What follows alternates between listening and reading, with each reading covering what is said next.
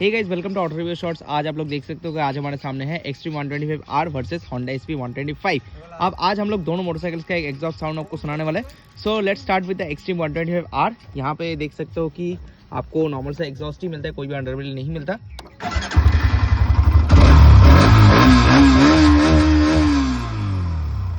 So this is the exhaust sound of the extreme 125R and अभी हम लोग सुनेंगे एसपी 125 के exhaust sound. So ready, 3, 2, 1 and go.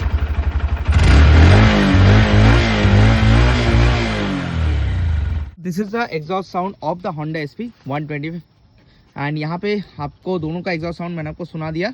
आपको कौन सा बेटर लगा आप हमें कमेंट सेक्शन में ज़रूर बताना। इंस्टाग्राम पे नए हो फॉलो कर देना, लाइक कर देना इस वीडियो को एंड यूट्यूब चैनल को सब्सक्राइब कर देना।